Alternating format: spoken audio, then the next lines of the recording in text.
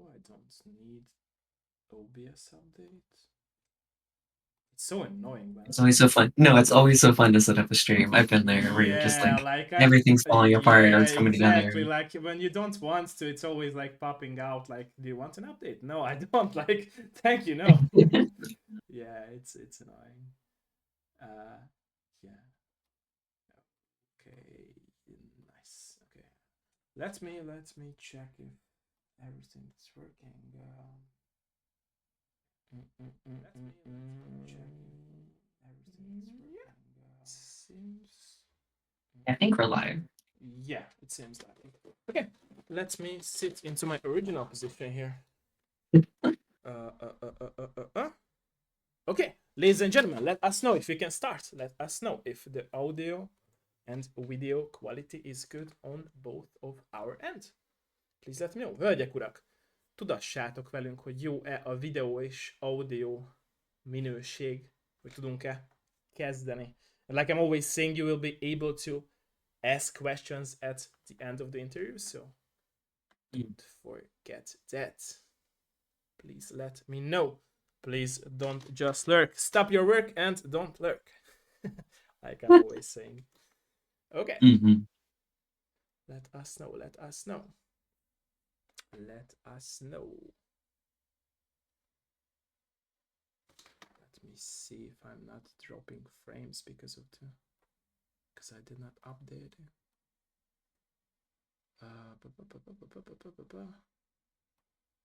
Okay, it seems it's working fine.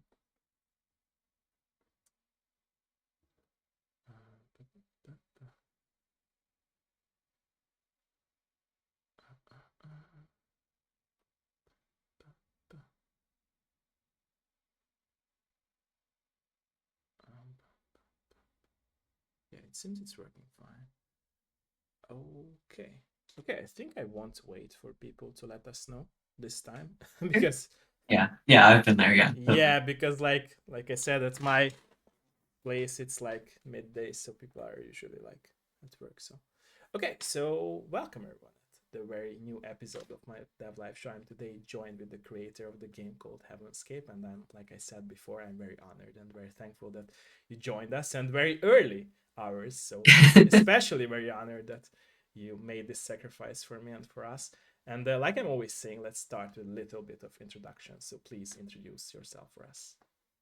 Sure. Hi, my name is Yves Searle. I'm the creator of the upcoming game Heavenscape. I've also created a visual novel called Lover, and I'm also the Cinemax director on Heartworm, which is an upcoming PS1 inspired Okay. semi-survival horror. Okay.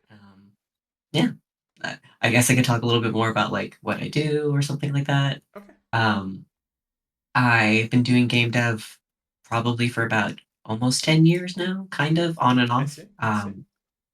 And I'm just very excited to start, releasing some more stuff out to the wild world.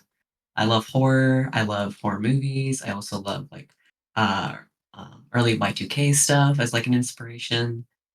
Lately, I've been getting really into like Japanese emo pop, so that's kind of where I am right now. I see. And I'm super excited to talk to you today. This is Thank like you. my first like solo interview, so it's a huge honor. It's been really cool to see like the stuff you've been doing as well. Thank you. Thank you so much. Thank you so much for your kind words. Thank you. Okay, so like I'm always asking this first question of mine, what was your very first contact with video games as a player, if you remember those times of yours? I remember being like almost like a little baby playing video games. Okay, My dad is a huge nerd. I'm originally from England, and we moved over to the United States when I was about like 9 months old. I see. And my dad's a longtime nerd. He loves Warhammer. He loves Magic the That's Gathering. very cool. Of course, yeah, he's got like whole collections of vintage cards that are no longer like sold or anything like that. But he's also a huge video game nerd, and he played like Morrowind and RE4, City of Heroes, Magic the Gathering Online, of course. Nice, And I nice, remember nice. watching over his shoulder and like watching that, and I was like, that's so much fun. That seems so cool. So my very first video games were things like humongous entertainment games like Putt Putt or Spy Fox or Pajama Nice, Sam. nice. I love those. I love those. I Yeah, especially loved really good Freddy the games. Fish, and They like released it again, if you know that, for Nintendo Switch and Oh, PlayStation 4. absolutely. Yeah, I've Yeah, got like all the copies on my Switch, and yeah, yeah, I've been replaying them, being like, yeah. I can finally beat them now. After 20 X years, I can Exactly, finally understand exactly, the exactly. puzzles. Yeah, and it was very weird Oh because yeah. I found it very weird. Like they released it like not in order. If you have seen that. No, yeah, they're releasing them like bits and like some of Yeah, the most popular ones, I'm yeah, assuming. exactly, Um, exactly, exactly. yeah, It was but weird. they're super fun. Yeah, I suppose also for other early video games, my dad got us introduced to the GameCube. And I remember him sneaking it in one day because my mom's not really like a big a fan of video games, or at least, well, she probably still isn't. But like he snuck it in, and I remember playing games like the best generation of GameCube games, like Super Mario Sunshine, Kirby Air Ride.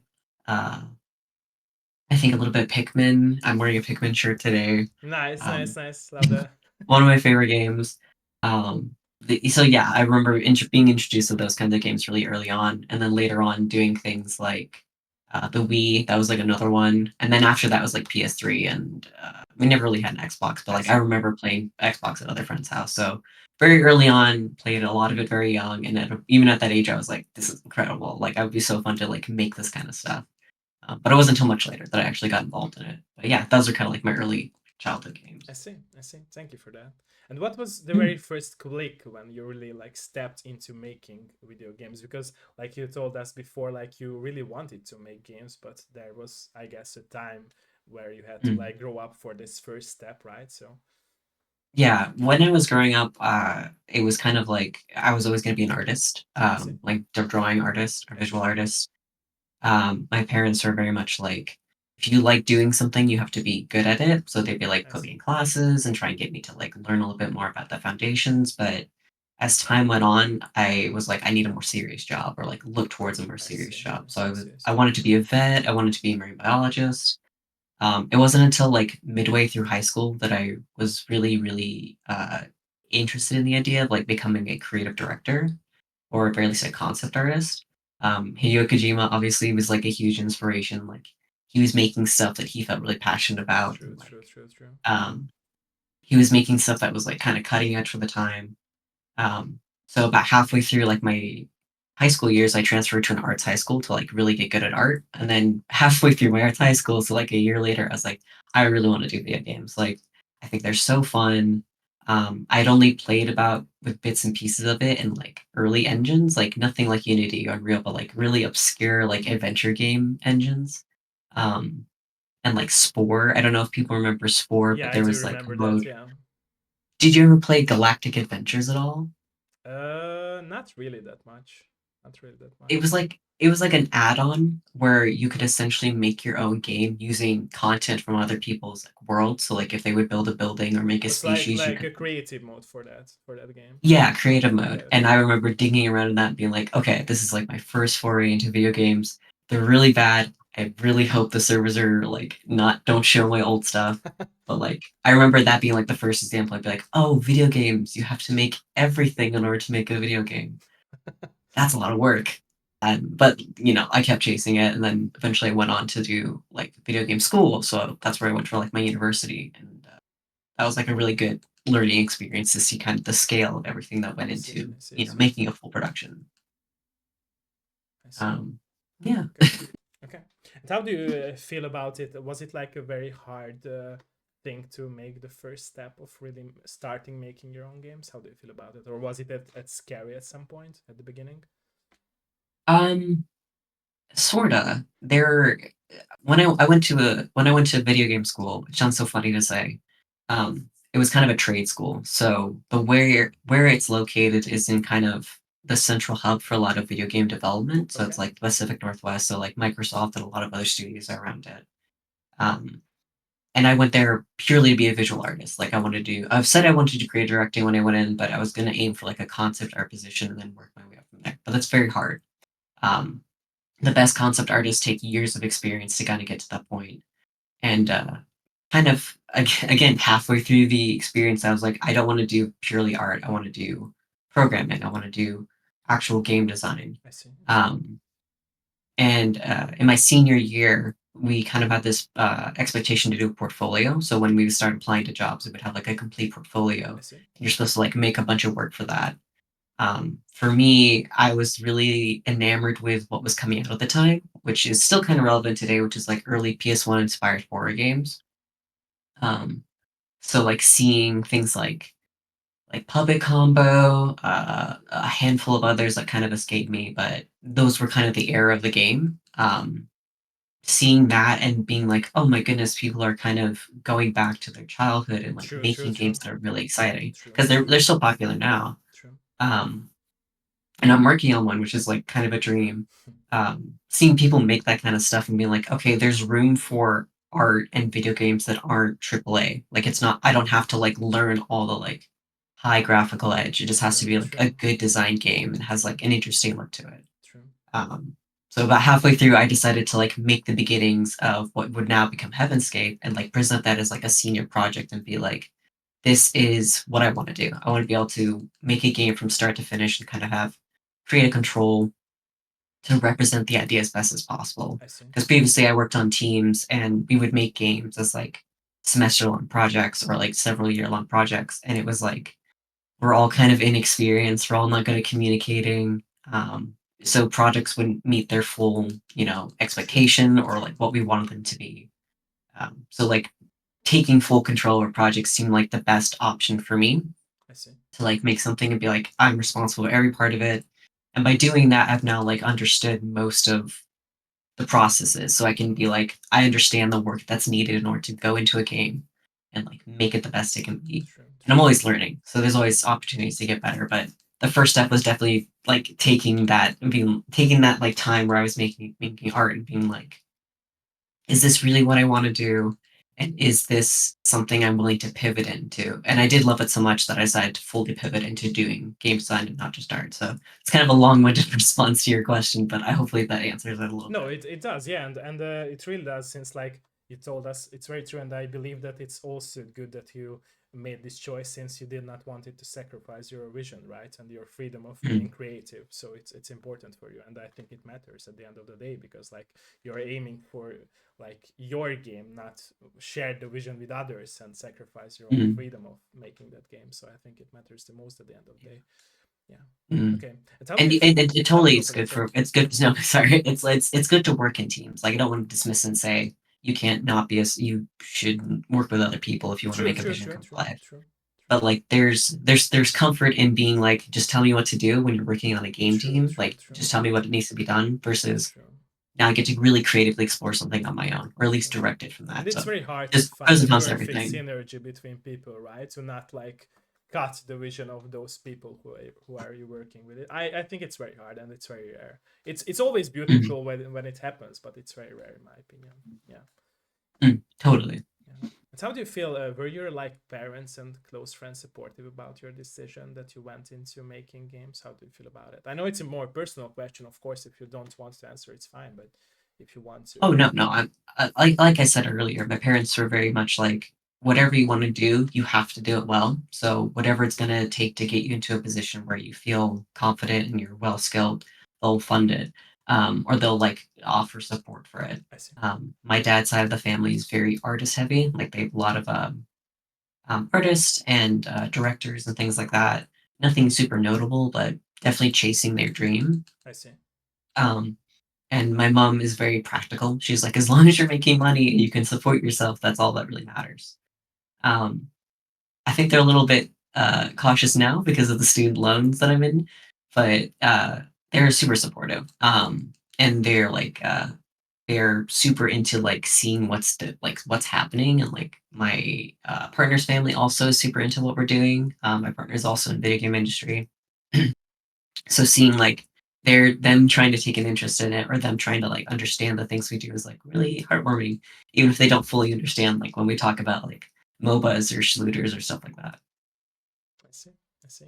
And do you feel like for you it's important, by the way, to have that supportive surroundings of your family members and friends of to be able to like get Yeah. through the hard times of making your own game? Oh, totally. Like my friends, we're all huge nerds, so like we all have some aspect of video game or the tech industry at minimum to like as like a foundation. Um, they're super supportive and like they're always willing to play test something for me or like offer ideas. Um, even people kind of on the outskirts or the peripheries of my friend group are still very much interested in like seeing the things I do or like seeing what we as a group do. Um, people are very kind, and it's really nice to see people willing to be kind even if they don't fully understand subject matter. And in turn, I would like to, do the same for my friends. So if they're involved in something I'm not super understanding, I want to offer that same kind of like, True, I may not understand it, but I want to true, give you my true. best Full like effort support. to Yeah, understand it. yeah, yeah. Yeah. And Yeah. it helps a ton. Like seeing, True, especially online as well, like people being so supportive and interested in things you're making. It's like game development's very isolating. Like you don't get a lot of opportunities to like show the stuff you're working on because you're working on things like brick by brick. So when you do show off little bits and pieces and people are like, this is incredible, it's like, oh, that's a really nice feeling. Even if it's someone you don't know or if it's someone you do know, it's all the same. It's like really nice to feel. true, true. Okay. Okay, so again, a more personal question would be from me. So if you don't mind it, of course. So I feel like, and I believe that all of us creators who are down to make our own craft, they always like willing to put our inner self, inner stories, experiences into the craft we make. How do you feel about that? Is that true for yourself as well? So, Oh, 100%. Like everything that I do, and I sometimes get told off for it a little bit, is based on something that happened to me, maybe not one to one, but definitely emotionally. I see, I see, I see. Um, I've written a book, and I've also like, or I'm writing a book, and I've also like made two games that are intrinsic to like specific emotions or experiences that I've had that may not be one to one interesting or like one to one correlated, but they're definitely um, authentic to a Let me degree. know, by the way, Uh, where we can find your book and other games that you have Sure. made so I can Oh promote yeah, them I'll and make a also big try it announcement out. about it. Yeah, Thank you, thank you. yeah. For Heavenscape is an immensely emotional one. It's hard to talk about because the game isn't fully complete, and the new demo is coming out relatively soon, but it's not quite out. But Heavenscape is very much a game that's about the fear of walking home alone at night, which is something I had to do a lot in college, like walking home back to like my apartments or my dorm. Um, and the fear of that is like so integral and so hard to forget. I'm a little bit older now and I'm a little bit more streetwise, so it's a little less present when I go out and do stuff. But that fear, that emotion, is very powerful. And making a game about it was something that I was like, no one's really ever done that. It's Um, true. It's true. Yeah. yeah, I they've made played a fear lot like of games. experiences. I played with a lot of games throughout my life, but I never like heard this story. So it's very unique in my opinion. Yeah, like it's the people have made games about being scared or like being out like in a city at night, From a but monster, usually, right, or something that we already yeah, like have seen, but it's like very unique that you have told yeah. us. The whole experience was like this. I want. There's the whole thing is based on like a singular experience where um, I was walking to like a bus stop, and I remember thinking I was wearing like a pair of like heeled boots, and I remember thinking if this was nighttime and I was wearing these boots, and someone tried to get me, I couldn't get away. Like these boots would trip me up, and that like was such like a poignant moment for me to be like I want to make a game about this. I want to ask the question of like how would it feel or how would you play a game that's like that. And the demos kind of evolved over time, and hopefully it reflects that when people get to play it. But it's definitely evolved to be a little bit more game designy, where there's more game elements, so it's more fun. And but the overall experience has been like the tone and atmosphere. I think has been like the key thing I've been working on. Um, I've had a friend who's played through an earlier version of the demo like multiple times, and they said I get scared playing this because this is very visceral to me. And that's like a huge compliment, even though I feel really terrible for my friend for like having to go through that. But it was like, okay, awesome. The tone is great. The ambience is great. Now I just have to make it engaging and fun. And hopefully with this new demo, it's going to be much more fun and much more engaging. I see. I see. And by the way, so I'm guessing that the roguelike elements or aspect of your games comes from the real life aspect. So you can every day you can like have the new experiences of like walking home alone at night, right? And every night can Mm, happen something different, right? So that would be the core aspect of like having this roguelike element of your game. Am I correct about that? absolutely. Yeah. Yeah. There's a lot, there's several games that I'm like super inspired by and I'll I see. always go back to because they're some of my favorite games, which is like Pathologic and Fear and Hunger and like to an extent, Bloodborne, where what you're doing and the things and items you need to collect in order to survive the night or get through something is certainly randomized. I see. Having that randomized element like adds like a little bit of like luck to your entire experience. But then Heavenscape, with whatever characters or things you're doing, or I'm sorry, environments that you're investigating or working through, it changes constantly. So you'll have different enemy clusters, you'll have different encounters. There's different items that you can collect that kind of help you. There's a lot of things you have to balance, which I think is probably the key feature that's not been in the previous demos. In these newer updates, you have to balance things like your stress, and you have to balance your speed, and you have to balance your health, and you are moving through the darkness, and you have to find patches of light in order to like calm down or go I inside. see. You also have to like use items you find to like navigate it a little bit better. So like if you find soda, that's going to raise your stress, but you'll be faster, so you can Oh, navigate things better. okay. If you have alcohol, you'll go slower, but you'll be calmer. So you have to kind of balance these elements. Um, Can you I don't combine want to do those? some Can you combine those items, by the way? Sorry for like an interrupting. upper and a downer. Yeah. Ah, well, I'll definitely play test to see. I Okay. hopefully it shouldn't be too hard to do, but yeah, that's something that I'm gonna have to like test a little bit more to balance it. With these games, the reason that it is like this, and it goes back into like being afraid of being alone at night, I see. um, you're always thinking about your next step. With games like Fear and Hunger and Pathologic, and hopefully in this game, you're always thinking about what's the next thing I need to do? How do I maximize my time? I see. So during the course of this run or the things that I'm doing, what can I do to like do my next quest? Essentially, you're going between locations and you're having to like figure out what next quest you have to do or what things you're trying to look for I before see. you go back out into the city or before your phone's battery runs out. So you're balancing all these things and thinking, okay, there's monsters around this corner for this run. I know there's like trash cans over there and a dumpster over there. If I can go there, there, and there before XYZ, I'll be able to accomplish my goal. So hopefully that's very engaging to people. I know there's a lot of horror games that are very much like they jump out and scare you, but there's not a lot that makes you engaged. You're just kind of With the on edge. atmosphere, But right? Right. Yeah. Yeah. yeah, Yeah. so you're yeah, again that kind of comes back to just like finding out what's your next path and always being engaged. Those are the games that I find the most fun. So I see. hopefully people find that same kind of fun in this game. Hopefully. I see. I see. And by the way, so the question I wanted to ask about the story part of your game and which is connected to the roguelike gameplay aspect of your game is that can we as players like miss some key story elements as we like complete a total run, just not collecting all the stuff, for example, because like Mm. you said, like some items are random, so can we like miss some very important story elements that might be important to understand the whole story or the story as a whole? For Heavenscape, there are golden path like main quest things that you Okay, can okay, do. So what happens is the story is kind of divided, or the game is kind of divided into four parts. okay. With each part, you get different cities that you can be randomized into I see. as different quests. So for like part one, you get like certain types of cities, and then in part twos and part threes, you get variants of like regional cities. So like maybe a more Spanish inspired city or a more Japanese inspired city. So you get kind of flavors of what a city is and how if you're from that region, hopefully you're able to be like, oh, this is kind of familiar. I share that same You fear should that's make kind a of Hungarian universal. region. I can tell you that. Not a I lot would of love to. games. Like, I would love like yeah, I would love like a Budapest inspired one Nice, as long nice, as it's nice. like Let me know and I can fun to help. Let me do. know. Totally. Like, and with that, you're never gonna miss like critical story elements for the main I quest. see.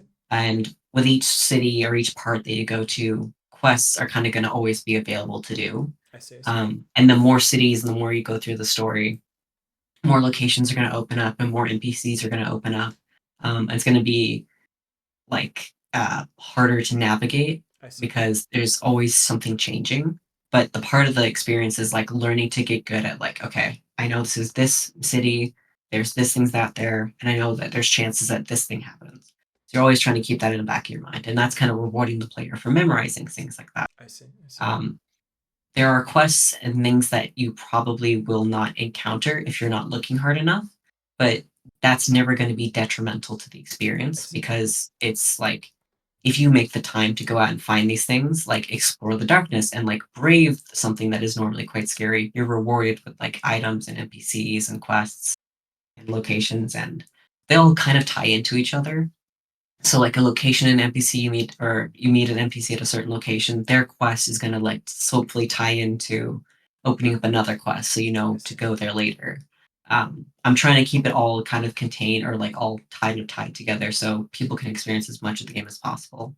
Um, there are multiple endings, or there's two endings to the game, but those endings are dependent on things that you can't quite miss. And I can't spoil too much of it, Okay, but it's understandable. hopefully Yeah, people will see. Yeah, hopefully people will see when the actual game like comes out. Hopefully sometime in the future. I But see. yeah, you should be able to encounter most major story beats, so no I see. worries there. Even if there are like elements. I see. Okay. Okay. And so you were talking about the connections between story and elements, but are there connections between like the city stories as well? So it's like very close connections Yeah, throughout the cities. Okay, yeah, totally. So for each city type, you get like a regional story or like a certain kind of sub quest. I So see. for I one see. city, as an example, there's a character that you can meet who is a little bit weird and he's kind of fascinated with roadkill. So part of your quest for that particular city or that city map is that you have to go out and find photos of roadkill. You take photos with your phone. You like point them out to him and be like, these are locations you can pick up roadkill. Why he wants that, we don't really know. He's kind of a weird guy, but part of that involves having to navigate around the city and find all these like individual things. Um, there's also other things that you can find that aren't specific to a city, but they are elements that help you navigate. So, like, there are things called pulses and prayers, which are like little shadow people. If you encounter them, you basically pick up a little note that you can kind of listen to, or you can kind of read on your phone, like a text message. There's also the whisper system. So, like, you'll encounter basically little interactables that, like, are remnants of people who were there, maybe in the daytime, maybe in, times past, but you can see little elements of people who have lived there and kind of hear echoes of their memories to kind of add to that lonely feeling. Um, that part's directly ripped from one of my favorite games, which is Silent Hill Shattered Memories. If anyone plays that game or has even heard of that game, they'll be like, "Oh yeah, this game is completely made from this one." Um, that has a lot of elements of like this kind of melancholic I loneliness see. to the I city, see. where it's like even if you're doing stuff and you're engaged in a quest, there's this like sense of like, oh, this is like kind of sad or like this is kind of empty feeling, and that kind of adds to the isolation of it all. Um, but yeah, there's basically like sub kind of variants, and they're all like going to expand as the city goes on. So like if you encounter like a more Spanish inspired city, um, or Mexican inspired like city, you're gonna see specific regional variants of urban legends. So like maybe La Llorona is around there or Coco is around there. So if you got any Budapest like urban legends or things like that, I would love to hear because those would be really Okay. fun too. Okay. We'll talk about that. Nice. Thank you. Thank you. Okay. Mm. So as I read it correct on the Steam page of your game, the main character is an angel, right? Hmm. Yeah. Why is she at the bar? So will we get to know something about it? Like, is she like For going sure. to her bedside, or why is So she there? for So the main character, Angel, she was based off a piece of concept art I did a Okay. long time ago. She looks a little bit different in there, where she's got six wings, now she's got just the two. Um, in kind of keeping with the theme of the era, which is very Y2K inspired, I find that a lot of this approach to tech in this kind of new world of internet or being online, there's this kind of futurism optimism for what was going to come, like, oh, we're all going to be connected. And with that, the sensation of kind of the ethereal, kind of like something um, moving beyond just like normal human connections. I Like see. it's more global connection. Angel's design is, or Angel's like very design is based kind of in that idea of like spreading your wings or like learning to go out into the I see. world and I see. I connecting see. with I people. see. But she does have one injured wing, which means she can't connect to people. She can't fly out. That's a huge theme of the game that I can't talk too much about. That's going to be part of the story, but her troubles with connecting to people is kind of going to be the through line through it all. Um, again, I can't talk too much about it. I feel like I'll spoil the story, but her being an angel, unable to like be what she wants to be or be who she is like a huge theme. It comes up in the story in lots of different ways, but communication being like a big theme, internet, all that stuff being tied together is kind of what holds the story together. But hopefully people will see that when the full game comes out. I see. It's weird to Okay. talk about because it's not complete. Like if it was complete, I would love to talk more about it, like more about No, I those understand specific you, and details. I I have to understand like hold totally. back. Yeah, yeah, I got Mm, it. I got it.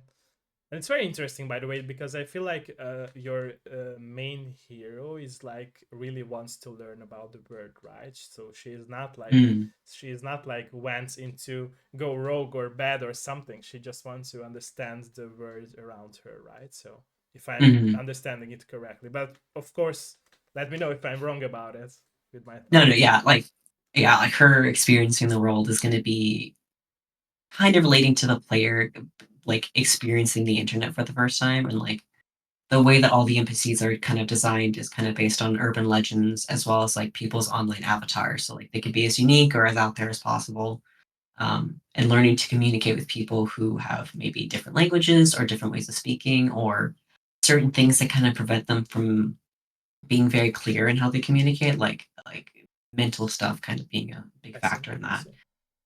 Part of it is the player having to be Angel, understanding what the other person's trying to say and kind of look between the lines and kind of see what's really going on versus just, I would like this Judging, quest yeah, completed. it Yeah. could be in So judging. like learning not to judge as well. Yeah, It's all gonna come together, hopefully, in the full yeah, thing. yeah. Hopefully people see that in the demo because there's quite a few quests and quite a few people you can meet, kind of understand what their deal is essentially. And hopefully people see that. I remember when people played like the old demo, they were like very excited about some character design. So hopefully these everyone's gonna like these new ones as well. Yeah, and it's very interesting that the theme of your game is like that because like when I'm always telling it at my dev life episodes is what when I started making my dev life show, my main goal was not just to spread the video game culture but to end cancel culture in the video game industry and Mm, in our life. And I think that the best way for that is understand each other, right? And it only goes mm, by the help of communication, like you also said. And so I really relate to your game since that, because I feel like what we are missing nowadays, especially because not just of the internet, but people get lazy because of the internet, and they get it's very funny to understand it because uh, in my opinion internet could help people like open up more, right? But it helped people to exactly. close down. Like people get so close-minded and people are not that talkative to each other, right? So it's very weird situation in my opinion. And I feel like these games like yours, who or which, and with your help, with your message, really like help people understand that you really need to communicate and understand each other.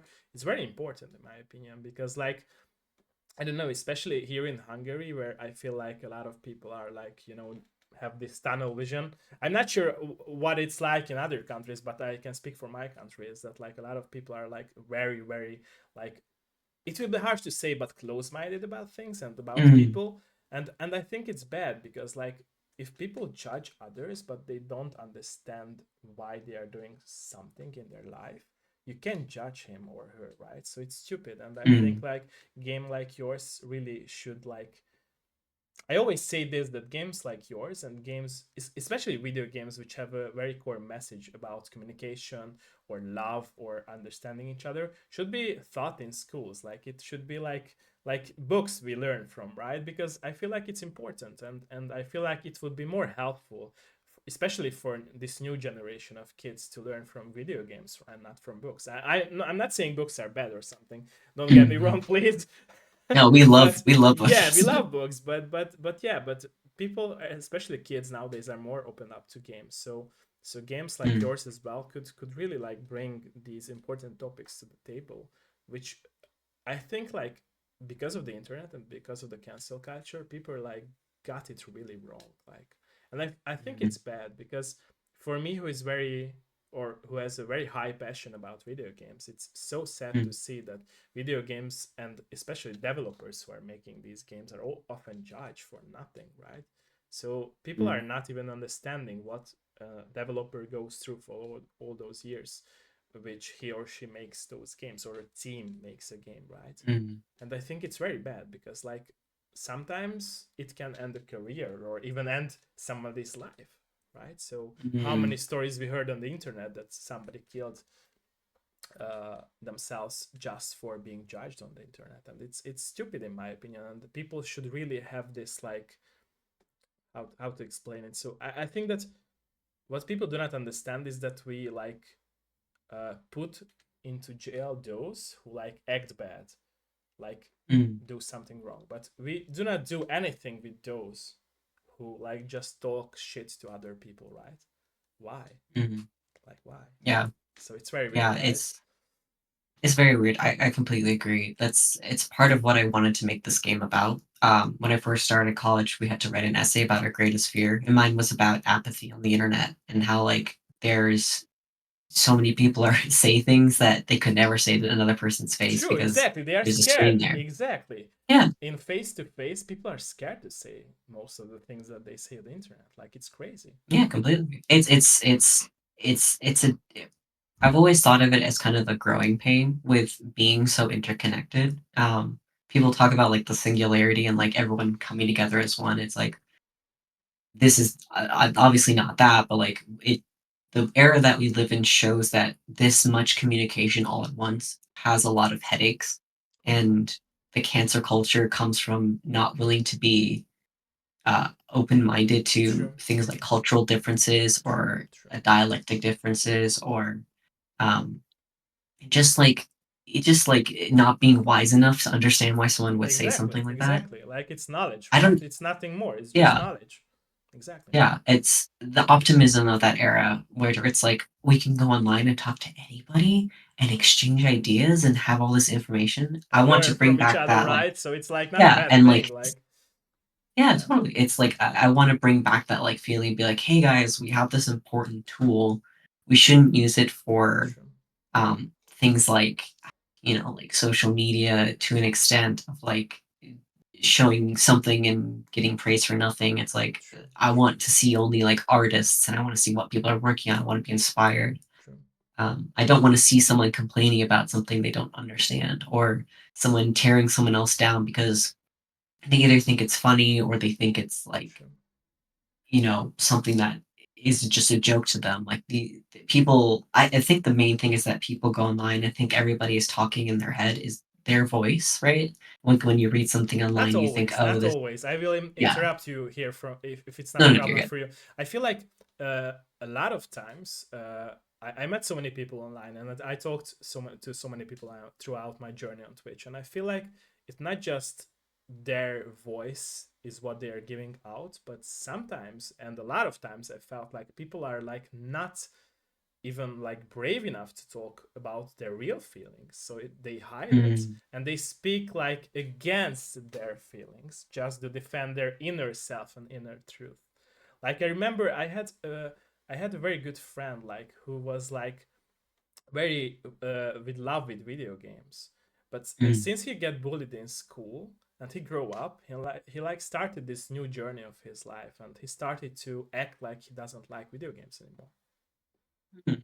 And That's so sad. in the whole friendship, he started like making these very weird jokes about gamers, and he started Mm, act just like those people who treated him and bullied him without respect for what he loves. mm, And I had those times with a lot of people who act really different just because they got bullied by something to defend their mm, inner like passion, if we could say so. And I think it's a very mm, interesting thing that people does that a lot, in my opinion. Like they lie to themselves, right? For example, if they love someone, they are not brave enough to tell that person that they love that person so much, they will like lie or even like mm, offend that person. And mhm. I saw that a It, lot, sadly.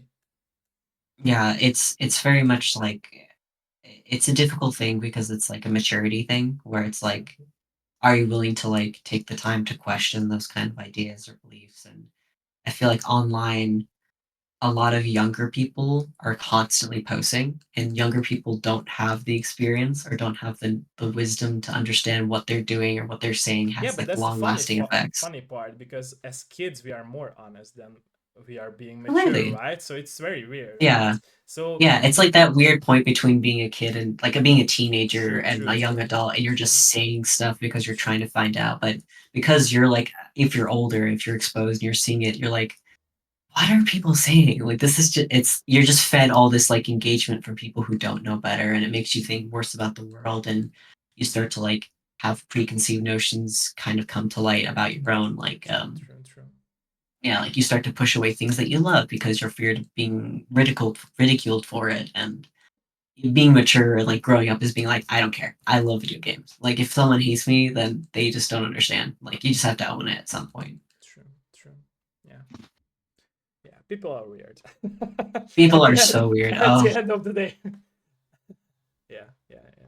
Yeah, but at the very end of yeah. the day, I really would like to see that future that you were talking about as well. That when people like come together. I remember seeing Ready Player One in cinemas, and I Mm. remember my friend telling me that I know what you're thinking at the ending, without spoilers. When of course the whole like Everything gamer happens. Yeah. group, yeah, came together, yeah, Yeah. and saved the day. And I remember my friends telling me that, okay, I know what you're thinking, but that won't happen very very close in our future. And I was like, no way, I want this, I want this, I want people to get together, form groups Mm. and have fun. Yeah, Yeah, and it's then you really have interesting. Fortnite, and it's basically the closest thing because you Yeah, can play with all these exactly, characters and just have exactly, fun together. exactly, exactly, exactly. And nobody was ever thinking that Fortnite will happen, right? And it happened. And Mm. it's very interesting because I remember myself, like when I was working as a video game journalist from very young Mm. age, like 16. And I remember myself telling my boss that he wasn't believing me that you can like write articles about video games and make Mm. video games as well that will appeal almost to everybody. And they were telling me that no. And looking back for those times and seeing Fortnite did that, right? Mm. Mm. And in my opinion, that's very interesting. What people do not understand is like you can there are some key elements in everyone's life that will be Mm. connected with some form of art. Like, for example, music, right? Even if what genre of music you listen to, I can't name anyone throughout my life who never listened to any music. So if you just think of music in general, it appeals to everyone, right? So it's Mm. like Mm. what that's what people do not understand, and I never agreed on with a lot of people who are saying that you can't make some forms of art to appeal almost to everyone. You can. It's just very hard, right? You have to really Oh, touch those absolutely. very intuitive, like small parts of our life which are connected with each other, and that's the beauty, in my opinion, in those like forms of art, like Fortnite as well, because Fortnite use skins, right? So all those Mm. of my friends who hated Fortnite went to play Fortnite just for the Star Wars skins or now for the Disney skins, right? And it's beautiful Mm. because they are now having fun with me and with my friends as well. So yeah, Yeah, totally. It's like any genre or true, any kind of media. There's genres that everyone can enjoy. true, The true, the thing of like people being like it's all shooters, right? It's like no, there's like so many different types of video true, games, and true, true, you'll everyone will find something that fits them. Like true, there's a whole like cozy games. Like true, there's people who don't like shooter games have really good games that they can enjoy that are just like low key and fun. true, Like there's something for everybody. It's just like if you close yourself off to any of it, it's like closing true. yourself off to all movies or music. It's like no way, it's not gonna work, or And it's that's not gonna again be a of fun not way. understanding, right? The form that you would like to, Mm, or media that you would like to consume, but you're like close-minded mm. about it. Exactly, exactly. Okay. Okay, so and what about the difficulty of your game? So I believe that all, or at least most of the roguelike games are harder than average games. So what about your game? What was your goal with the difficulty settings of your game? So when I first started making the game, there was a lot of kind of balancing issues Okay, where walking around at night is meant to be very disorientating. It's like unless you know exactly what you're doing, which is part of the game, it's like memorizing your path and memorizing the layout of the city. You're going to get lost. Um, and I got a lot of feedback from people playing those earlier demos saying the vibe is great, the characters are great, the music's great, but I'm not having fun because I'm lost all the I time. see, I see. Um, and that was like that's the reason that this new demo is taking so long. Like I've been taking a lot of time to like make smaller cities, make them more contained, make them more easy to navigate, and make it just like more understandable to people. And then over time, it's going to get more complex and more I open. see, I see. Um, there are different various modes that I'm hoping to introduce. So hopefully, the average player will be able to navigate pretty well. It's I've played games where it's like once you start going or you do like one or two runs, you're like, okay, I got this. But that's me. for other people, this may be a very scary experience where it's like, oh, I don't know where I'm going, or like I'm very scared, so I'm not taking the time to notice what's around me. So part of that is like making the city as uh, filled with good landmarks and like things to look at and be like, okay, that statue's there, so that means that thing's across from me. That's like in So real once I world, get to, right? You remember all yeah, those famous places that yeah, you you're want like the to. Eiffel Tower's there, Yeah, so yeah, I'll know that exactly, I'm exactly. I across the do that street from too. I there. don't remember street names. I do that too in real life. Yeah, Same thing. Like I can't drive, so like I don't know any street names. But I'm like, oh, if you go down past the shop yeah. there, it's like that's where it is. There's a McDonald's or Um, Burger King or something like that, and I remember yeah, it's that. like Yeah, the big Starbucks is there. yeah, Yeah. yeah. Hopefully for easier modes for people, there's no map in the game. Like there's no mini map, but in the game there's gonna be like kiosks or like little displays being like, Okay, this is the map of where you are, or like a bus map because I see. buses are a big part of it. So you're like, okay, I'm here. Also introducing things for accessibility because it is a very low light game. So like having like if you can go to this area, the door's gonna be lit up and easy to understand. And there's subtler ways of doing that, like for the game, colors are a big part of it, where like things that are dangerous are cast in like an orange kind of streetlight look, whereas things that are safer are like teal, and things that are kind of in between are like a gray or a blue. So in players, hopefully through kind of playing the game and seeing that color come up, they'll be like, okay, orange bad, teal good. If I go to teal locations or places that are lit with teal, I'll be safe. Whereas orange locations are going to be dangerous, and everything in between is kind of a toss up. So there's lots of ways of reinforcing and helping a player kind of direct where they're needing to go. But ultimately, the difficulty is going to be dependent on how scared you are and how much you're willing to like push forward and go into the dark and like see what's there, I which see. is I a see. component of the story. So it's like even if you're scared and you're willing to do that, you're rewarded with basically feeling what the player character feels, which is like, this is scary, but I'm going to try and go into it anyway, which is like a lesson I think people should approach when like going online. It's like, this is scary talking to people or scary going to these places, but I'm gaining a lot from it by just putting myself out there. So like, hopefully this narrative and the mechanics kind of reinforce each other. I see. I see. Okay. By the way, have you played the game called Saturnalia? It's also like a horror themed roguelike game. I'm not sure if you are. I've, it sounds so familiar. Yeah. Like looking it up right now, and I'm just doing the Some festival. aspects that you mentioned about your game are very familiar about that game. Just I connected or related to that game. You should try I've it heard, out. By the yes, way, you should try it out. That I game. will. This is I've seen this before. I definitely do want to play this. This is on my list. I'm now realizing. Nice, But nice, yeah, nice, those types of games are like super fun. And I nice, can see nice. like they've got map systems on there. Yeah, Yep, they've yeah, got maps. yeah, yeah. Okay, okay. And so, as for the length of your game, what is your aim or what is your goal with? I'm not 100% sure what it's going to be in length because it's something I'd have to test. Or you As a don't game want to developer, limit yourself at any cost? yeah, but it's definitely not going to be like 60 hours or anything like that. I think if you speed run it, you could probably do it in maybe like 3 or 4 hours, I but see. hopefully it's going to be between a 12 and 16-hour experience. Nice. Okay. Um, there's this effect that working on Heartworm, the PS1 game with my director Vincent, there's this idea of the haunted house effect where if you've ever been to a haunted house or you've ever participated in something like that, you know as the person who set everything up how it all works. You're like the scare is going to come here and this person's going to go through this area. Um, but you can't tell if it's good because you can anticipate everything and you set everything up. Or someone who goes through a haunted house for the first time, it's all new to them. So how they experience it is completely different from like your point as the creator. So being in that position, it's like I have to have other people kind of tell me if it's good or not and tell me if it's long or not. Because I already know everything and I could just speed run the whole thing. I see. That's part of why QA testing is so critical and why people don't value it at all, and routinely cut and lay off people from QA departments. It's like this is the most critical part because without them, games would not be fun because True. nobody's True. telling us True. if it's good or True. not. True. So yeah, Let me know if I it's can test it. hopefully I gonna be will on be that. down for that. Let me Oh, know. totally. Like I'm hopefully gonna get something sorted with that in the future, like official QA testers and things like that. But it's gonna be good. I promise. Like it's I gonna be believe you. I hopefully believe very you. I fun. like your ideas, and like I said, your story is very unique put into the game. So Thank I you love very that. much. Thank you. Okay. Hopefully it lives up. It's actually fun to experience. Are you planning to Yeah. release your game to other platforms as well? By the way, or just Right now, it's PC so currently far? PC, Okay, just PC because a lot of the components of the game are based on like early CD games, so like playing on your desktop as a kid and having those like having a physical CD is so fun. And having that translate to like another platform, like a Switch or a was it PS3, PS5, or Xbox, kind of loses some of that narrative.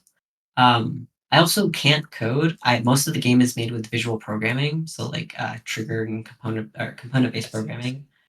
So having it done into a different platform is something that I would probably need a studio to help with, or like a team.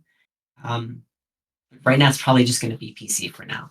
If it makes enough money, if enough people want to buy it, I'm happy to do that. Like I'll do whatever people want. They want to play it. But yeah, usually it's just going to be PC. I see, I see. And what about the physical edition that you mentioned? Would you like to have like a physical or collector's edition? Because it would totally That'd be make so sense, fun. right? Or a real map, IRL real map that you can like Oh, spend some time. yeah. When I at the very beginning of the project, I was like, when I release this, I'm gonna have a physical edition, and it's gonna have like the OST on CD, and it's gonna have little goodies in it. Not having worked with like publishers and stuff now, it's like, oh my god, that's so much money. It's so much money to make that kind of thing to like put out there, to print and like put onto CDs. Haven't you I ever might do. thought of Kickstarter, by the way, or some It's kind of sort of like in support pages for that? sort. I've definitely considered it. It's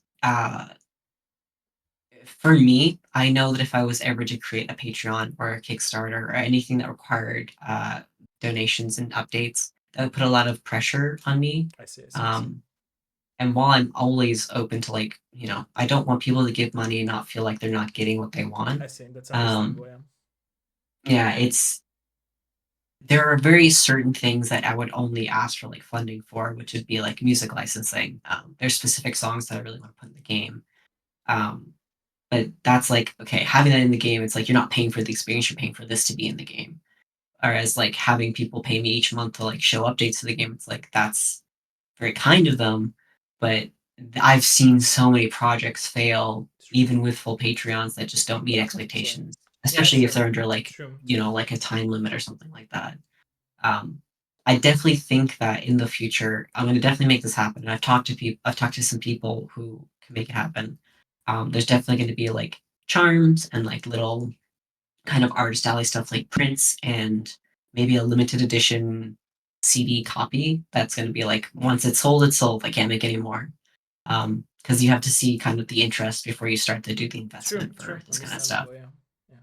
But I would Because love to. because even people I would are love to be hyped free. about the game or they buy the game, it's not sure that they will buy the limited edition or the physical edition. It can happen sometime. Yeah. Yeah. Yeah, you see studios or other games that are like Undertale or Signalis. It's like, well, now that we've sold gangbusters or we've sold so many, of course we're gonna make a vinyl edition of the OST, True, or we're true, gonna make true, like a true. physical But they are edition. usually Like that's totally sold. They fine. are usually most of the time sold because like there are a lot of collectors who are into like even if it's will end up only on their shelves or they will really play the game, but Yeah. they will sell it, and that's why I loved the idea of limited run games. If you know that company, they started the Yes. very first handed making of these physical editions of video games, and then a lot of Yeah. other companies have Yeah. formed We. to like strictly limited. I think yeah, strictly limited run games, and there are a bunch of others. I can't recall the name of theirs, but there are a lot of No, them. it's funny because when I was at PAX for showing off Heartworm, their booth was right next to ours. Oh, okay. We saw the limited edition people. They were selling like Clock Tower, like physical editions, Yeah, it which came was out not long very ago, cool. or was available for pre-order. Yeah, not long ago. Yeah, Mm.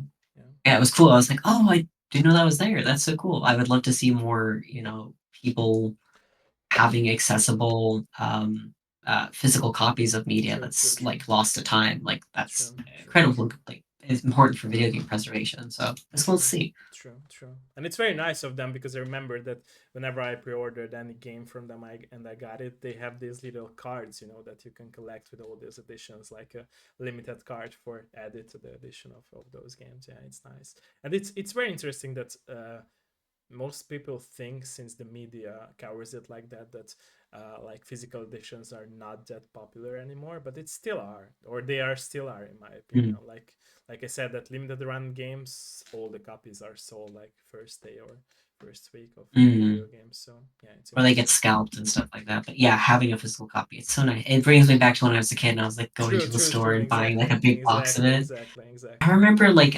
they used to make these Agatha Christie games, so like you could play as like a point and Yeah, click Agatha Christie. They came with a whole novel. Like you could true, get the true, book that true, the game true, was based on. true, I was like, this is incredible. And being a third grader, I was like, books are great. And people are like, why are you reading Agatha Christie as a third grader? Like you should be. And I'm like, it came with the video game. true, Like we love video games. It was true, oh, it's so strange. true. By the way, it's very interesting. I'm not sure if you read.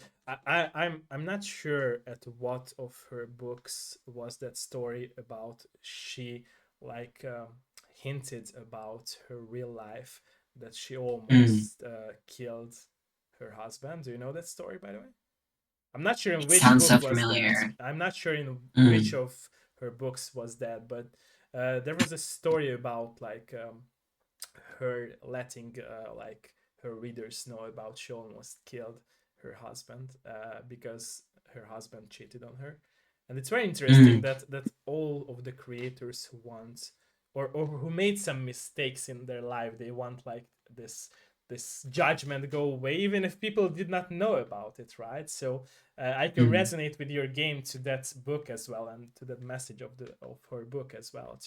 To what people do not understand is that we all make mistakes in our real life, right? But we don't Mm. want to get judged for them because we are humans, right? So, and it's very interesting Yeah, to you mentioned Agatha Christie because that was a very good book of her, in my opinion, yeah. about She reads some great stuff. yeah, And speaking to that, there's like a there's I wanted to include that element also in the game. So there's a quest with a character who does make a mistake. There's several characters who make mistakes in the game, and part of your quest is to help them kind of either work through it or kind of help them confront that. One example is like a sneak peek to this interview. There's a character who's kind of a representation of like early Y2K kind of like Paris Hilton type, like very um, gaudy, very like pop princess kind of thing, heiress, spoiled girl kind of thing. Um, and you encounter her and she's crying, and you're like, "What's going on? Like, what's happening?" And she hates you. She doesn't want to talk to you at all. But by slowly and continually trying to get to know her, she eventually reveals that like she had a blog online and people were sending her hate mail. And part of the quest is that you have to go to her blog and read through all the things people have sent to her and delete them for her so she doesn't have to read them. Um, that is like another thing where I wanted to explore like people the effects people can have on each other by sending this kind of stuff and kind of being that kind of cruel with that screen in between to kind of make it anonymous. So like exploring that, even if they make a mistake, it's like even if they're spoiled or they're mean or anything, they're still human. Like they still deserve true, some true, like understanding. true, true. Yeah. And that's the domino effect in life, right? So if somebody acts bad on the internet and say harsh things, then people will get offended and will be harsh with those people who were harsh with them. So it's like an ongoing effect of those people. Yeah, vicious cycle kind of thing Yeah, for sure. exactly, exactly, and that's what we are missing of understanding each other. And I always say this that cancel culture is really a thing because like people are willing to put their inner bad experiences of their everyday life to the table when they like talk, even if it's about Mhm. a game or a movie or just talk online on a forum. So it's very bad, right? Because we have to have that like patience for ourselves to like not go into like full rogue mode, and Yeah, and going to full crazy and being yeah, like, I just hate exactly, everybody. I don't care. exactly, exactly. Like Yeah. it won't help you at the end of the day to calm you down, right? So it's stupid of Mm, people, but sometimes we all do that. I did that too sometimes, but I realized it's not a good thing, like, right? So to I don't know, get pissed mhm. off and to go crazy with people Yeah, and to like write it in a journal, say it, sure. write it in a piece of paper Exactly, and throw it exactly, away. Like exactly, just deal with exactly. it privately most of the time, Exactly, because exactly. Or deal with yeah, those who affected you, but not with those who yeah, did one on that, right? one. So yeah, yeah, Yeah, exactly, exactly. yeah. The vagueness of some of the stuff online is so frustrating. Where it's like True, people of this group shouldn't do anything. It's like it's very clearly that you've had a bad experience with a singular person. Like you should hash it out privately and not make True, it such a true, big drama thing. true, true, true, Because it just balloons and everyone gets involved that doesn't need to get involved. And true. yeah. Do you feel like, by the way, you found yourself by making your own game? How do you feel about that? Oh, for sure. There's in the games and the things I've made with like this book and also this game and with the other games I've made, um, there's definitely a like because it's based on like a very emotionally authentic I experience. see. Um, you kind of have to examine it from all angles in order to like because when you make a game, you have to make it with consideration to how everybody's going to view it based on all the different factors of humans. Like if I was somebody who was, a little bit masculine and I approach this game, I might be like, well, I don't have this fear, so it doesn't really relate to me. It's like, no, you have to like change the experience even then to be like, how do I address this aspect as well? Because not considering that is kind of detrimental. Because it limits who can play the game or who can True, true, understand the true, true, story, true, even though it's a universal like experience. true. Um, for me, this game, for Heaven's Gate specifically, there was like a part of my life where I didn't really enjoy talking with other people, or I didn't see it as like an important thing to do. Um, and making the game, it's like, oh no, I know I was very young and kind of like stupid and not understanding, how important people are and how like everybody is their own world and everybody is important to the people around them. And even if you don't understand someone completely, attempting to understand them is the most you can do in this True, life. true, Like, true, true. Even if it's hard, I right? mean, So, even if it's like, especially if it's hard, like, true, even if it's someone you don't like or someone you don't agree true, with, at true. minimum, you should be able to be Like like, it's the hardest they quest in deserve to our games, live. right? Yeah. Yeah, Yeah, totally. Like, wanting to understand someone is something that people have to like practice at. And it's something I've had to practice at of like, Um, I started this game when I was like 22 and I'm 28 now, so like it's been a long time and I've grown a lot since then. So now I'm like, wow, people are incredible. It's so nice to live on this earth and see everything that people can make and what they can say. And it's still something I have to practice because, if you're ever thrust into a situation where you don't know anybody and you kind of feel shy or you feel kind of like true, true, avoidant true, to the true. situation, coming back to it's like, well, I've gained so much by being out there, especially online. Like I've made some like lifelong friends being online, and like um, someone who worked on the game making like a poster. They're now my editor for my book, and they're like one of the best people of like my entire life. I couldn't have done that without making this game and taking that step out there and like taking the time to like understand them and have them understand me and it's just really great. And there's so many opportunities that I've been given by learning to go out there and meet people. Um, I'm not really a socially anxious person, but I'm definitely like in my own head about I see. or I don't know, understanding people, but like um, making the time to like understand them or like it's hard to describe, but like learning to just overcome that initial I hesitation see. has been like a lifelong battle. And now that I'm like much older, I'm like I can hop that hurdle easily. So I feel it's making this game has like helped that a ton in kind of exploring that. And now I can see other people who have that kind of same hesitation, and I can be like, hey, I made this game all about that. By playing this, hopefully you can kind of also help overcome that and kind of True, see the value in people and true, everything they do. true, Long-winded ramble, but yeah. true.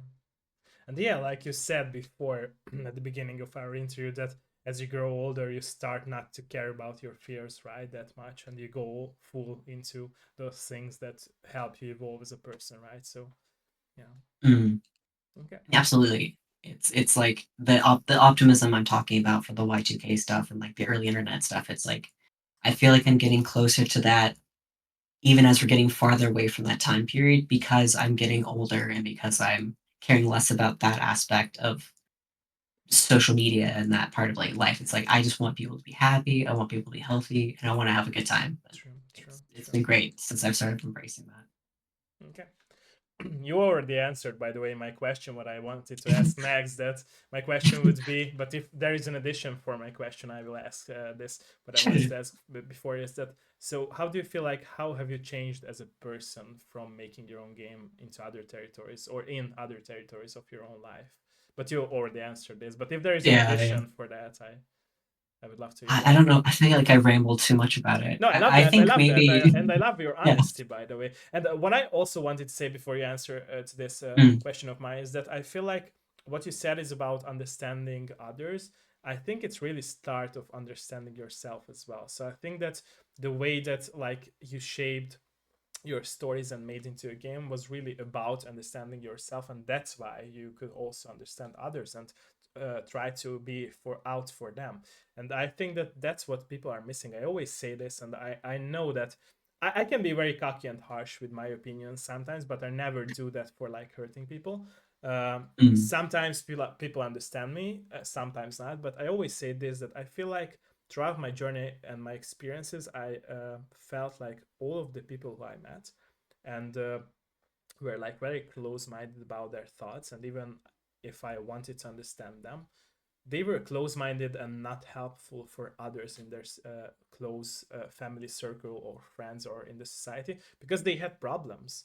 And I think that mm, not understanding your own problem and going into the battle with it makes you more close about helping others. And I think the mm, way you grow as a person, as you mentioned, help you like develop yourself, not just to go into your own battles, like for example step away from that fear of walking alone home at night.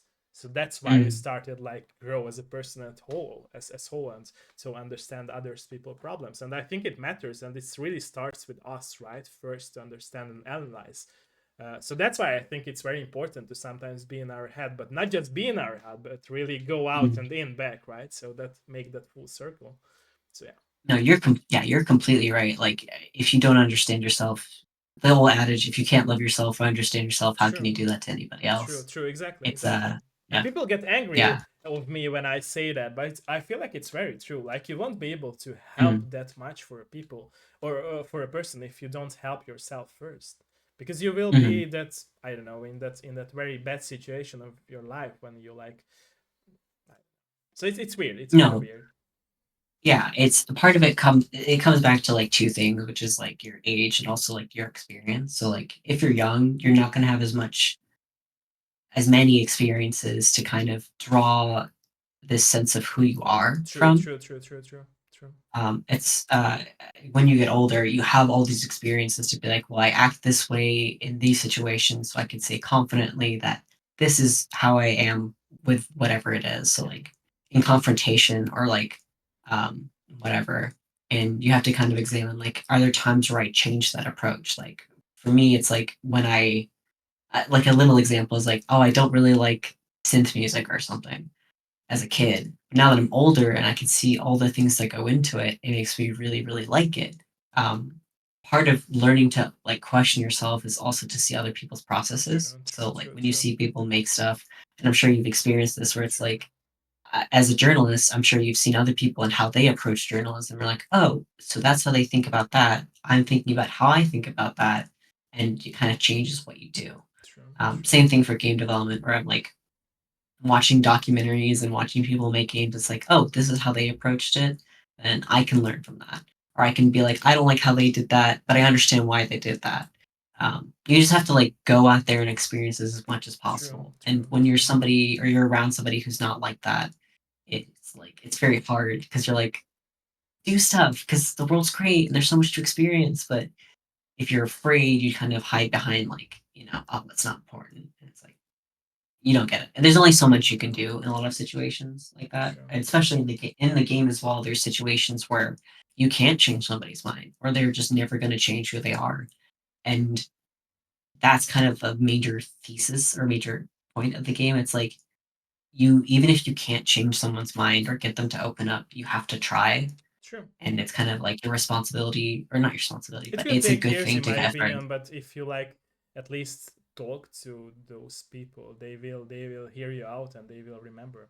I had those Absolutely. experiences when I lost some friends just because I had some advices for them which might be a little Mm, harsh. For example, I had this one of my friend who was like, or who had this very like interesting relationship with his father, because his father mm, wanted him to like go to university, but he was very bad at math. And I told him, why you are listening to your father? Because you really don't want to go to university, you want to do another stuff in your life. And he was like, no, I'm fine with that. And once at night he called me on Discord and cried about it. And the other night he like deleted me and wrote me a message on Facebook that, okay, I'm done with you because I rather follow my father. And it's okay, if, of course, because he like follows his steps of his parents. But I felt like what people do not understand is like, some people like me are not giving advices because I want to change them. I just give them like options, right? And they are the mm. ones who are choosing those options, which are right for them or not. And it was very funny to see the same person on Facebook getting into that, what he wanted to do in his life, right? So he listened. Mm, He just didn't get mm. back to me, but he listened. And it's very interesting. If even if you like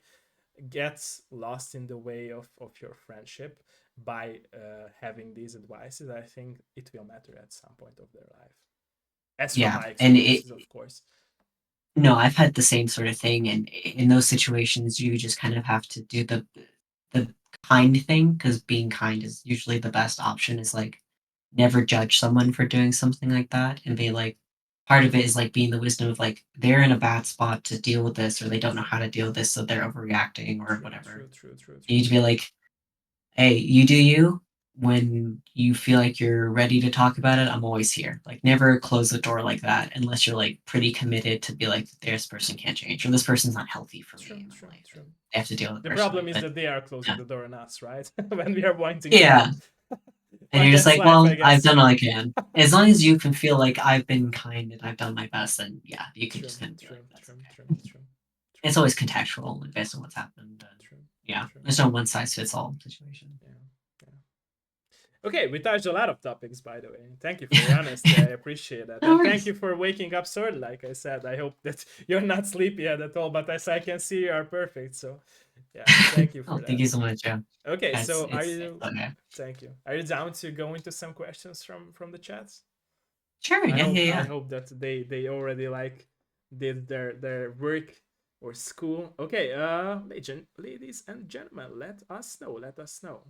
Let us know if there is any question. Hölgyek, urak, ha bármi kérdés van, nyugodtan kérdeztek. Oh, okay, Mini is asking. Mini is saying that she doesn't like horror at all, but she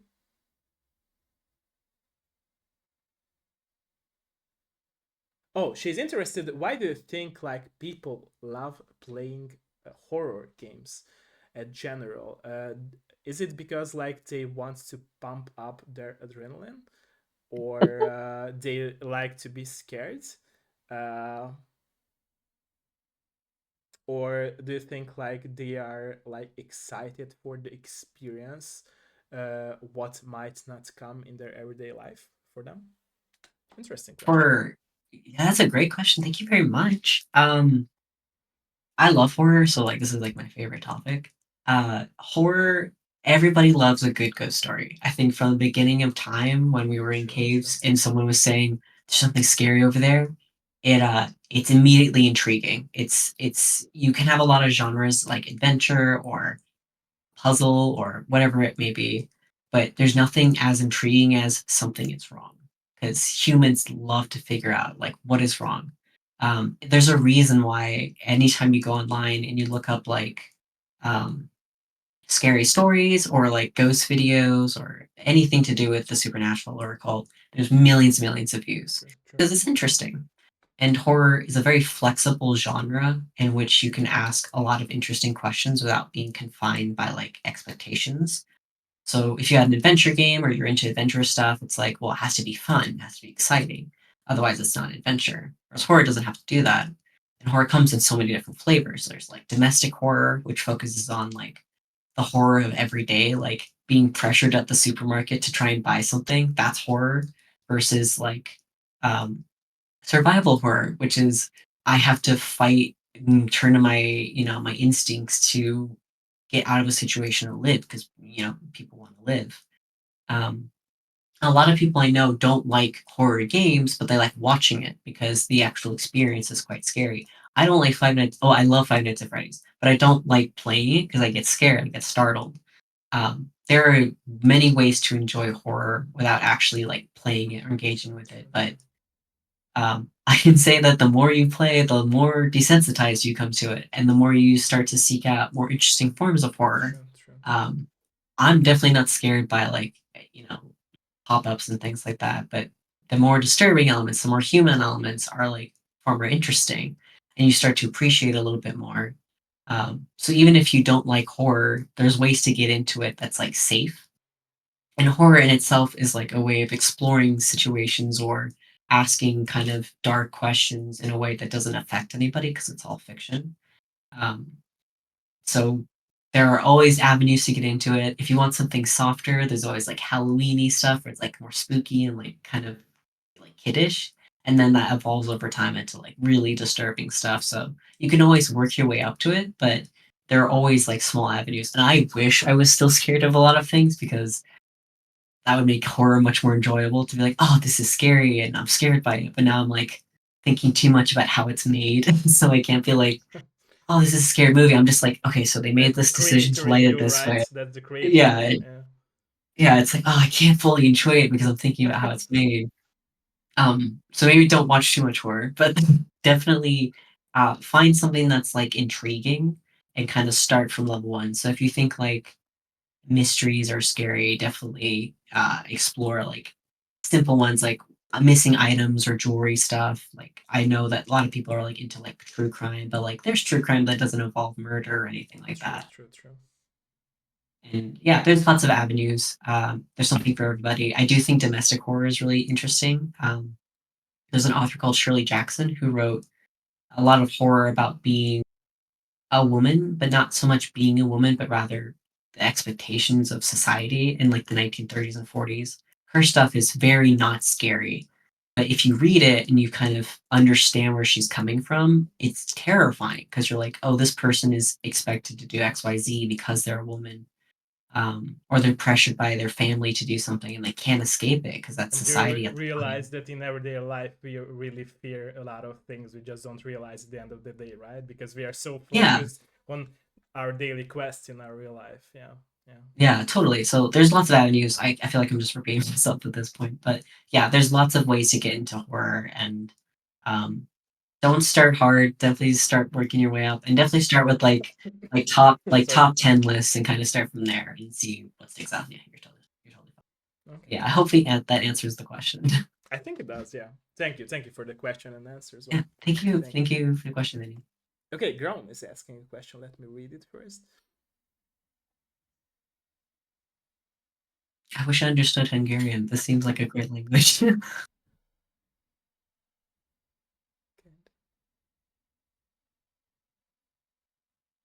Oh, so Grown is asking that he's not sure if this question was before or not, but are you planning in the future if you release Heavenscape to release another game that is like tied to this game or to horror genre at all, or are you planning in the future to make a very different genre of games?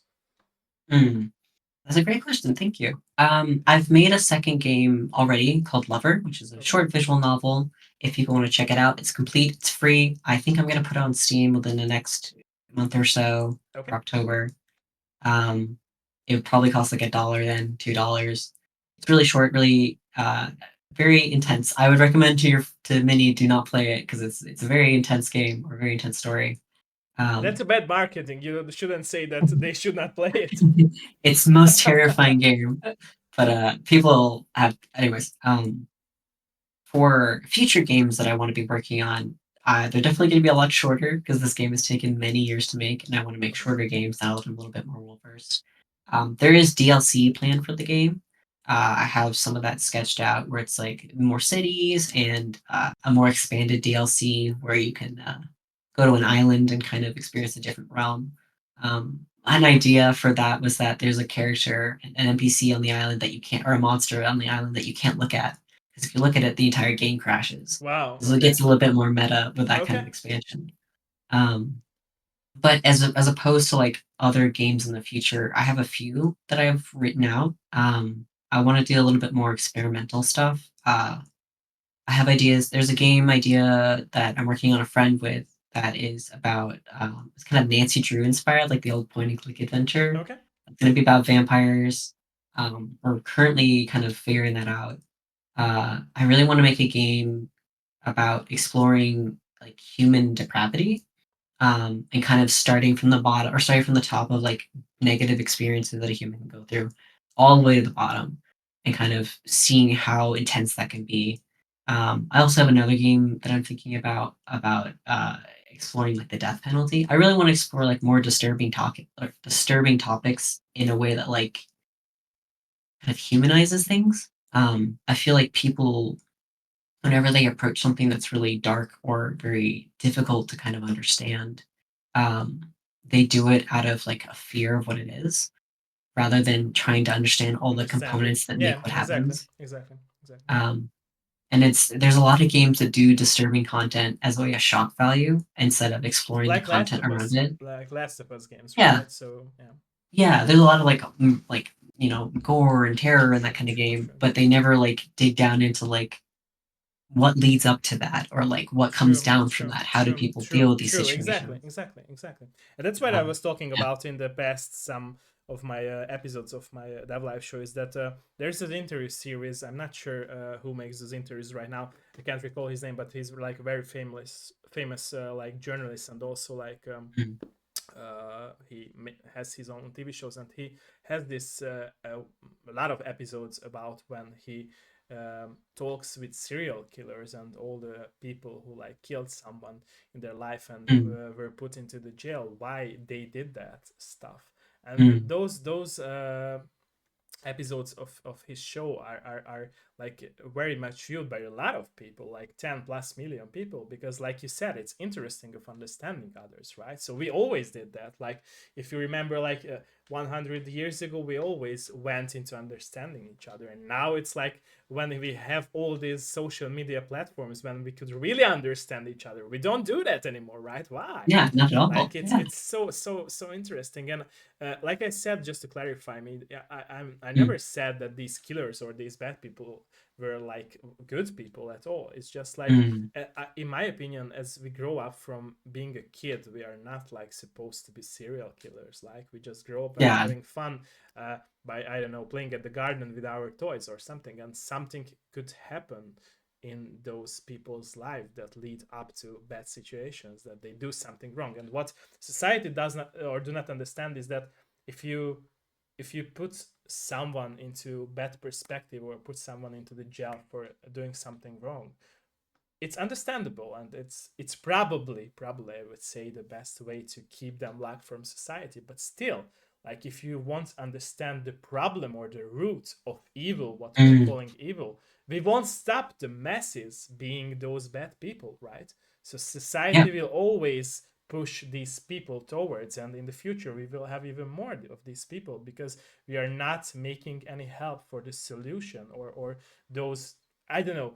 For example, I always bring this topic up for, I know it's a hard topic, about, for example, school shootings. Like those Mm, people who went into schools and shot down a lot of other people, they are not good people at all. In my opinion, they are bad people. mm, But at the end of the day, they had probably real problems.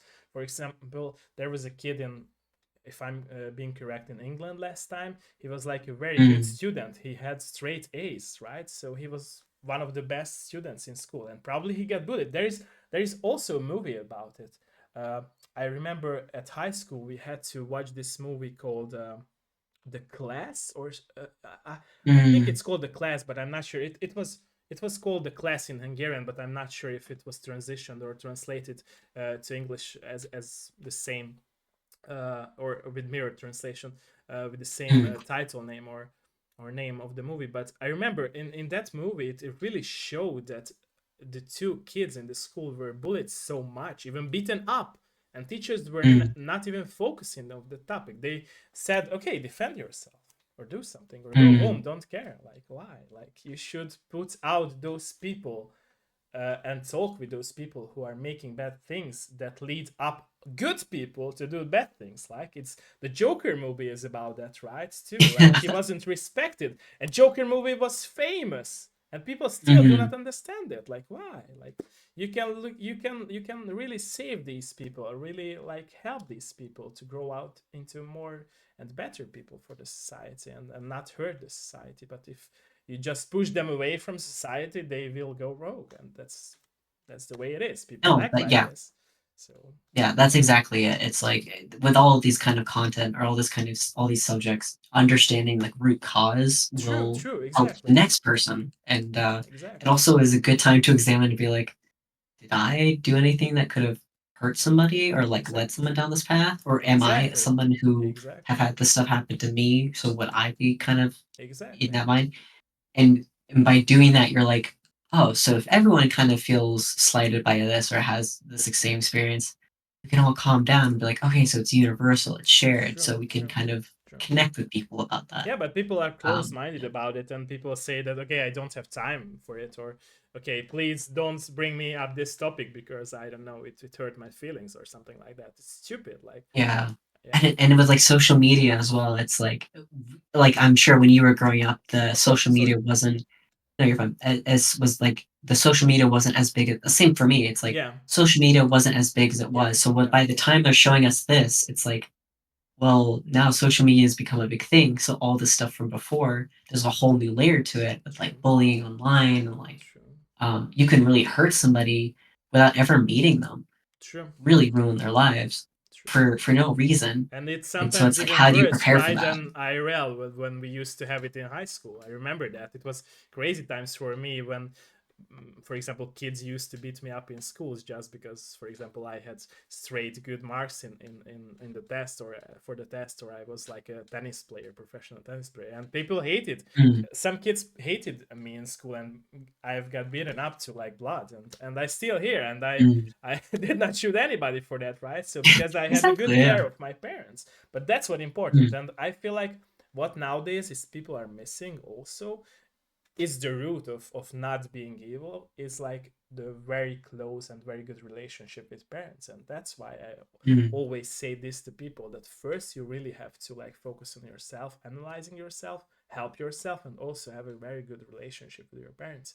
What people are mm, missing is that I feel like a lot of like kids nowadays, especially, like they are angry of their parents for nothing. Like, for example, if there's not even like a problem in their family, for example, if father drinks or something like that, there is nothing problem like that. Just, for example, they do not understand that their kid is playing video games. That's not a mm, huge problem, right? So they should talk with their mm, parents about it, and if they do not have the patience, they should talk more and more.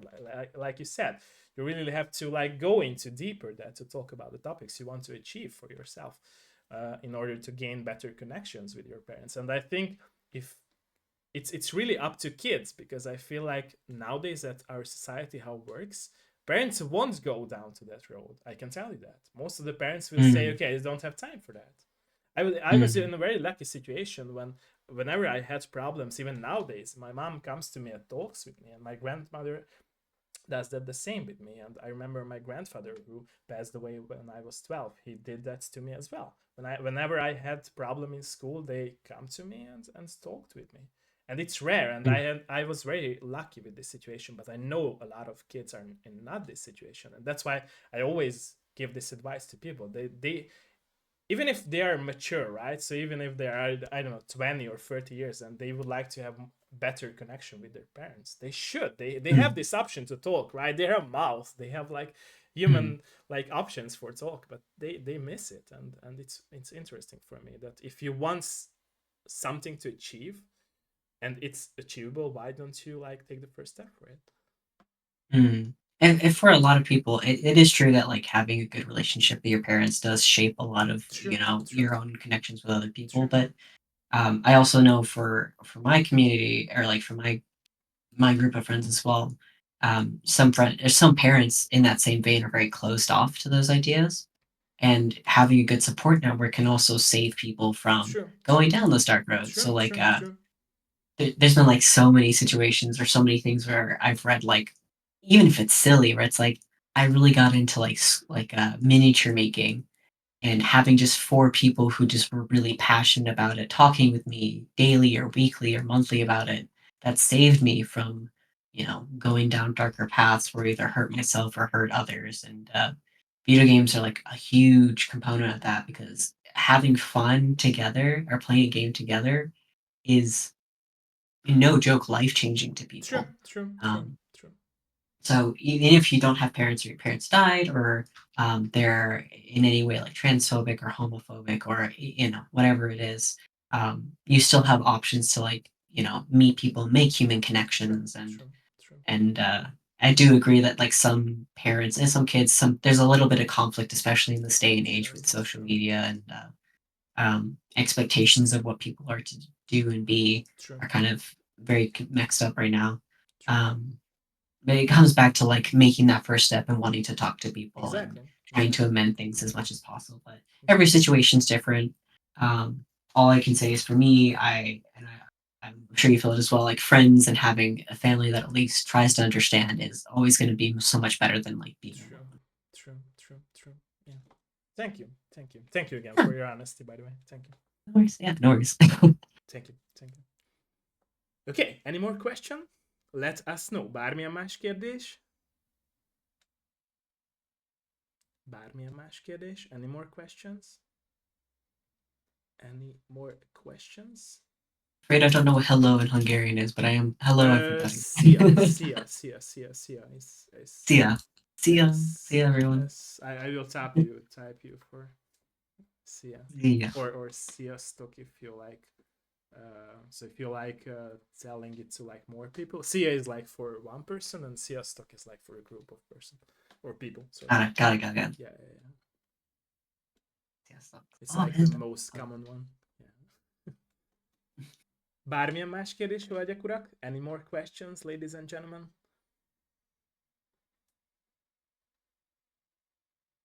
Let us know, let us know, let us know. Let us know.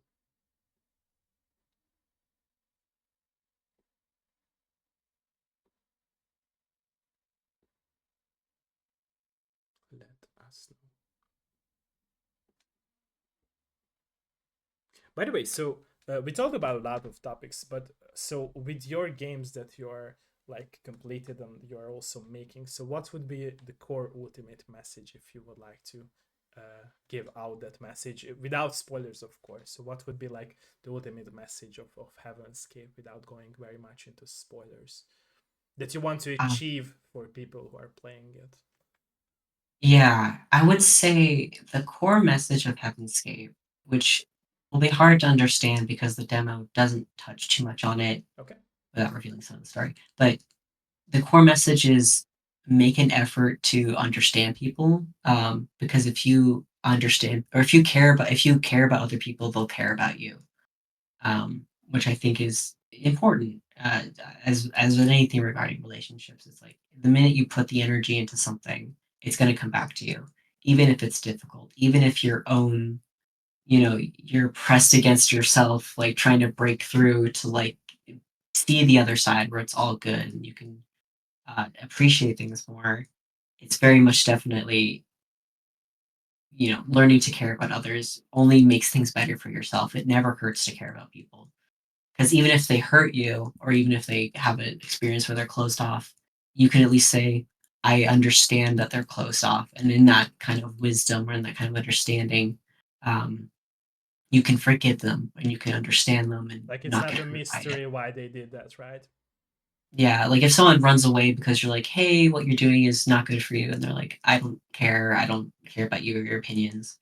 It's like, well, I understand because they're afraid or they don't really know and they don't have the experience to kind of deal with what they're dealing with. And you can either choose to stay or be patient, but learning to care about others ultimately, yeah, it rewards you and it leads to so many opportunities. And especially in this day and age where people are so separated and um, at the same time so connected, it's like you have to learn to care about other True, people, true, even if they don't care about you. true. Um, yeah, that probably like the main message. For my other books, it's kill people and I don't know, like some people don't deserve it or like something other like other stuff like that or like yeah, it's dependent on the story and depending on the context of the message. But for Heaven's Escape specifically, it's learning to care about other I see. people and I see. trying to push back against the apathy that comes from being online and not seeing someone face to face. I see. No, you're good. But yeah, that kind of thing. Do you think like in the future, far future or close future, what will it be? No matter what, people will change for the better. Absolutely. There are a lot of situations in history where the advancement of a certain technology or a certain way of thinking has growing pains and has all these conflict and like creates stress, but people tend to kind of strain out the worst of it and kind of go forward with the best of it. I think people are starting to see that now, especially with Twitter, especially with social media, of like, this isn't good for me. True. And being exposed to so many um, algorithmically placed ideas of perfection or the best of a skill and making me feel worse about myself. Um, that's done to make money and it's done to hurt Exactly. people. It's Exactly. done to like make people feel worse. Exactly. And Exactly. yeah, It's just once you people do kind not of get that out of understand your it, head, right? So mm, most of them, at yeah, least. there are people who like don't have like skills or don't have like experience in a certain whatever. So whenever they see someone who's like the top of their game, it's like, well, you feel useless, and it's like Yeah. they've had their own journey, and that doesn't negate your journey or Exactly. negate what Exactly. you They want to do. started from somewhere, right? So not just you, like you. Yeah. Yeah, yeah, and they maybe started sooner and maybe started later, Or they but had luck, or they had especially connections. They got their silver like spoon in their ass, in the growing yeah, up. exactly. Yeah. Yeah, they had money, they had power. Yeah. Like you can never compare it. That's why it's like hard with the internet. It's like True. back in the day, you would compare yourself to people around you, which True. would be True. True. probably more equivalent to like True. what you could True. do. True. True. Or movie stars, and even that's like, well, they're Hollywood, so they have tons of money. But True. now it's like a person next door is like a TikTok star, so like I have to chase that. It's like you don't have to do anything. You can get validation from and attention from being a good person True. and being well liked. Like no one's gonna hate you for being a good person. True. They can try, but they can. Truly, it's like you're just you're. There's nothing you can. I don't know. I'm kind of just like rambling here, but yeah, being a good person is never like a bad option, True. and that's always going to be more fulfilling. And True. um, there's this is so dumb, but there's an old anime called Princess Tutu, and in it, there's a line a character says because it's all about like fate and destiny. The character is like, for those who accept their fate, may they have happiness. Which is like, if you are just a person who's just happy to be you, happy to be alive, then you're going to usually be happy. As for those who want to change their fate, may they be have glory. Where it's like, if you want to like go out there and chase your dream and like change the world or like at least change something that you can feasibly do, then go for it because at the end of it, you've tried and that's reward enough. So like, you can't go wrong either trying to make something or just enjoying the things that are True. made. Like those are True. great. That's the human experience. True. True. Very true. Yeah. I feel like I'm rambling again, but No, yeah. I love it. I love it. Thank you. Thank you. Thank you for everything. Thank you. Okay, is there anything that we haven't touched and you would like to talk about? Even if it's your Uh, game or your personal experiences? Not too much. I'll shout out like my demo's coming soon. It'll be on Steam and itch.io sometime within the end of 2024, start 2025. I'm working on Heartworm, which is gonna be released in 2025. It's a PS1 inspired Fatal Frame Resident Evil style game. I did the cinematics for it, so I did all the cutscenes and a few boss fights. If you want to play something I've made, there's Lover, which is a short visual novel that's available on itch.io for free right now, but it's going to be like $1 on Steam later. And then I'm also written a book, and it's currently being edited called Cruel Bastards. It's a gothic horror book with some romance content, kind of, but it's not the romance that you would probably want. The first part of that is available to read on my itch as well, all under Hanging Rabbit. Okay. Um, Lots of stuff coming in the future. And yeah, that's about it, I think. Thank I you. mean, you can ask about cutscenes or like working with a publisher. Like I've done that recently, but I don't want to take up too much of your time. Nice, nice. Thank you for that. Thank you. Mm. And like I said, I'm very honored that you joined uh, for my episode, for today's my episode. Uh, and yeah, I appreciate your honesty and very thankful for it. Like I said, I will need some of your more minutes if you don't mind it. But Mm. for those who are watching us live, Don't forget to wishlist, by the way, Heavenscape and try out the demo when it's live. Don't forget to do that. And yeah, thanks everyone for joining us live, or if you will be watching back the VOD or the edited version later this year. Thank you, everyone. Have a nice day or night, depending where you live. Thank you. Bye bye. Bye bye. Bye bye.